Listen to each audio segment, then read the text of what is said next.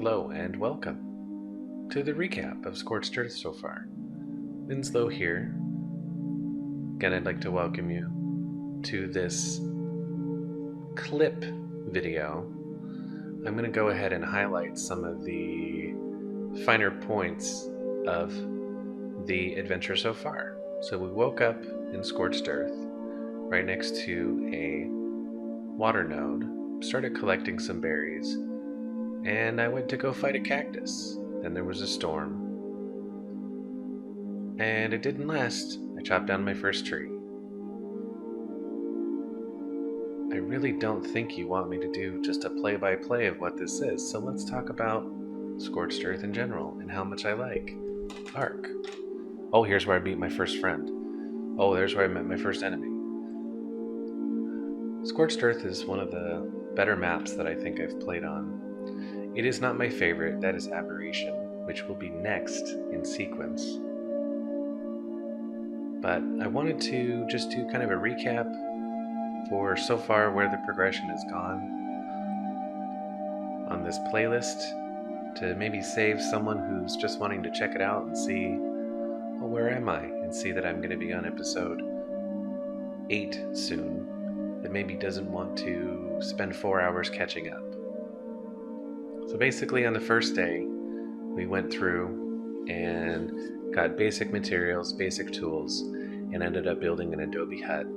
I did have a bit of recording where I got this parasaur after making a water well at my little water node, but that audio recording got corrupted. And did a little bit of writing around on the parasaur, showing off some of the bonuses that they get and some of the perks that they have, notably the honk, where they will allow medium-sized creatures to run out of the way, or rather force medium-sized creatures to run out of the way.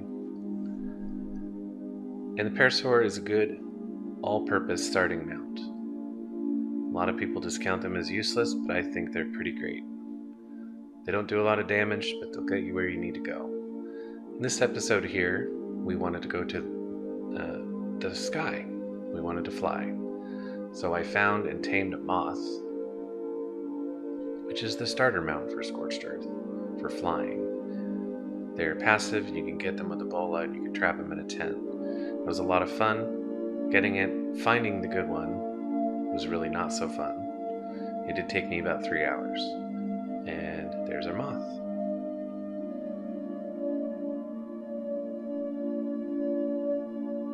And here, we were going around looking for some salt items, salt and sulfur, because I wanted to get into making preserving salt so I can extend the spoil timer on my stuff that's in storage that has a spoil timer, notably meat, berries, food items, things like that.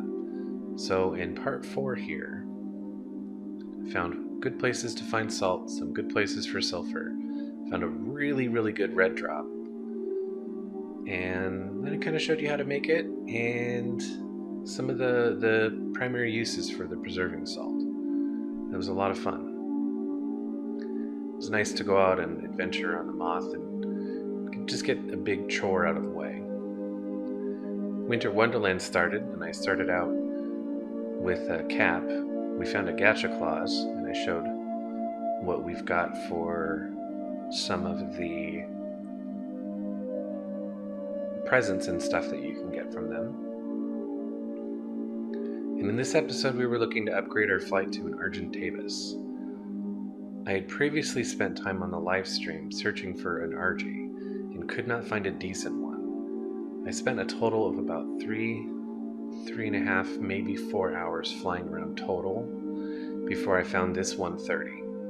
Now this 130 I ended up shooting a bunch with tranq darts after getting a gun from Gacha Claws, and I ended up knocking it out, taming it, and bringing it home. Argentavis is an excellent all-purpose utility mount. I'm very happy to have one. I hope to get a female, so they're both mate boosted, and I can start getting some eggs, so I can maybe imprint a couple, and maybe start a mutation breeding line for the Manticore, because Argentavis you can bring into the Manticore boss fight.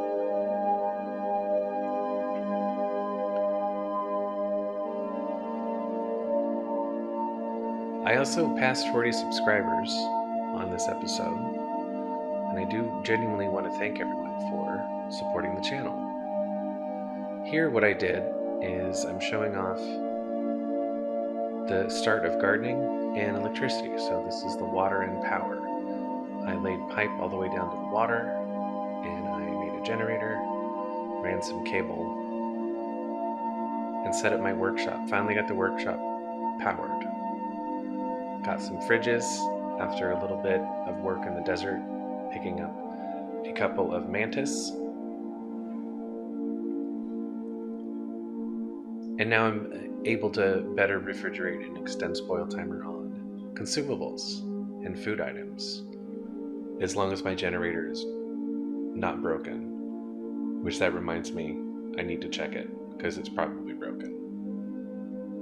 These are the mantis, which are an excellent way to get polymer in the desert, but they hit like a truck. And those are the fridges where their butts hung out on the other side of the wall that I still have to fix. And with that, again, recap is done. I do again want to thank everyone who's been supporting. I do genuinely appreciate it. Again, as always, if you have any suggestions for something that you would like me to do or something that I can do better, please let me know. Do not hesitate. You can reach out to me on any of the social media links that are listed, or you can comment below. Thank you very much. Have a happy holidays, and I'll be live streaming on Thursday.